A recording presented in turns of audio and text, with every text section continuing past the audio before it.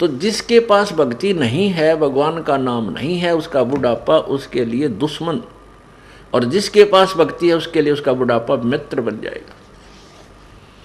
क्योंकि बच्चों को सलाह बड़े बुजुर्ग तब तक देते हैं जब तक वो खुद सोचन समझन योग्य नहीं होते।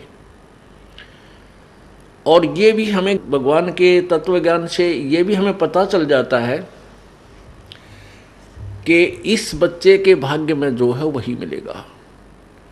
ना तेरे चीचू करण तक वो कंपत्ति होगा और ना ही किसी और तरीके से। हाँ, तरीका एक है कि ये बच्चा तेरे वाला यदि भगवान से जुड़ जावे तो परमात्मा फिर इसकी आपत्तियों को हल्का करने लग जाएगा। ऐसा हो जाता है तो उसका तो बुढ़ापा कति स्वर्ग बन गया। ऐसा नहीं भी होता है, बच्चे नहीं भी मानते हैं, तो इस ज्ञान को आधार बना ले, अपनी भक्ति में बाधा नहीं आने दे। बच्चे युवा हो जाते हैं और बाल बच्चेदार हो जाते हैं तो वो बालक नहीं रहते, वो बहुत सोच समझ के कदम उठाते हैं। लेकिन बुजुर्ग ने सोचा है बूढ़ा कि ये नाश करेगा, बस युवा यहाँ काम बिगाड़ेगा, मेरी मानता नहीं। अपने समय में जैसे बचपन था हमारे, जब उस समय कुछ और माहौल था, और तरह की व्यवसाय था। अब इस उम्र में हम 68-60 साल के हो गए, 58 वर्ष के, अब कितना परिवर्तन हो गया। अब हम बच्चों को उस अपने पुराने हिसाब से सेट करा तो कैसे होंगे?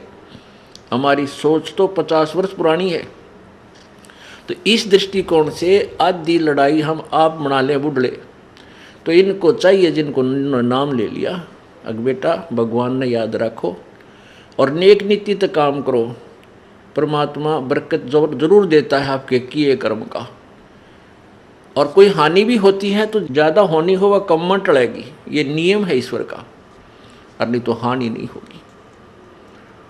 तो इस तरह विचार करके अपनी भक्ति करता रहे।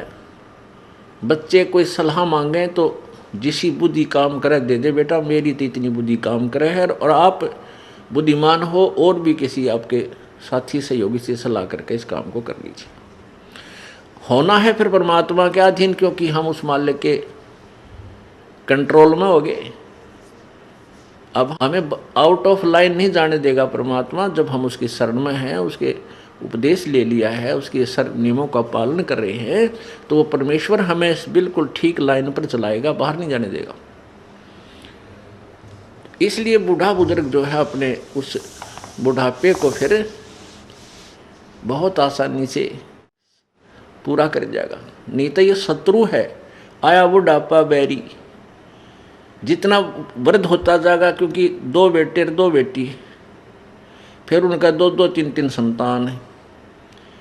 अब पोते के गड़बड़ होगी तो बूढ़ा दुखी, पोती का होगी तो बूढ़ा दुखी, बेटी का होगी तो बुजुर्ग बुढ़िया दुखी हैं। तो कितनी कहाँ तक की आपत्तियाँ आने के लिए रास्ते खुल गए।